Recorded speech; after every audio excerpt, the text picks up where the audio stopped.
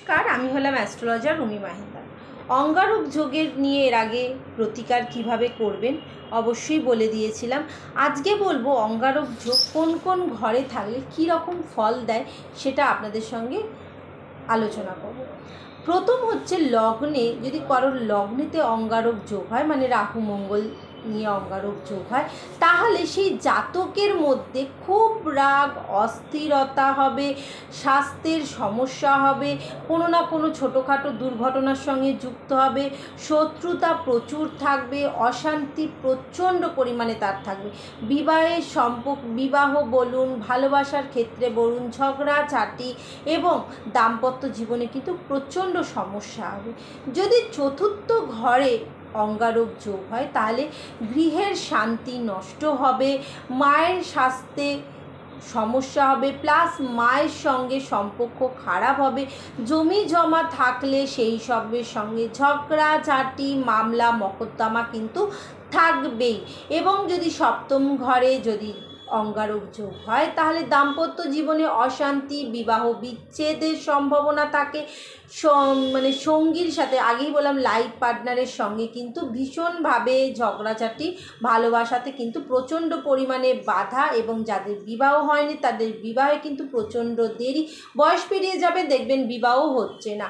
যদি অষ্টম ঘরে অঙ্গারক যোগ হয় তাহলে দুর্ঘটনা, আগুন থেকে একটু সাবধানে থাকবেন, হঠাৎ করে শত্রুতা, বিপদ, মানে হঠাৎ করে দেখবেন কোনো না কোনো বিপদের মুখোমুখি পড়ে যেতে, এবং তাদের মধ্যে একটা না ভীষণভাবে মানে অস্থিরতা থাকবে, যার জন্য মানুষের সঙ্গে ভীষণভাবে কিন্তু সম্পর্ক খারাপ হবে।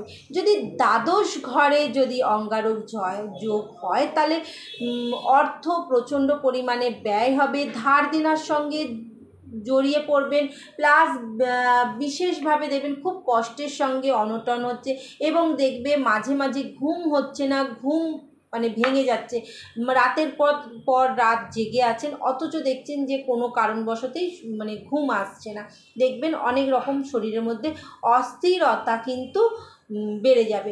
যদি তৃতীয় ঘরে যদি অঙ্গারক যোগ হয় তাহলে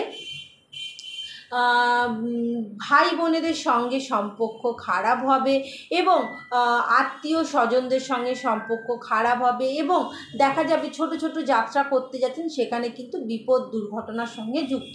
যদি ষষ্ঠ ঘরে যদি অঙ্গারক যোগ হয় তাহলে প্রচণ্ড পরিমাণে শত্রু, মানে প্রচণ্ড পরিমাণে শত্রু তৈরি হবে, এবং আপনি না চাইতেই মানুষের সঙ্গে প্রচণ্ড পরিমাণে ঝগড়াঝাটি, এবং চাকরির জায়গাতে কিন্তু সমস্যা আসবে, কারণ ষষ্ঠ ঘর থেকে যেহেতু আমরা চাকরি দেখি, দেখবেন চাকরিতেও কিন্তু প্রচণ্ড পরিমাণে আপনার সমস্যা, যতটা আপনার নলেজ অনুযায়ী আপনার চাকরি পাওয়া উচিত বা চাকরিতে থাকা উচিত আপনি পাচ্ছেন না, সব সময় কিন্তু দেবে কর্মস্থলে কিন্তু ব্যর্থতা।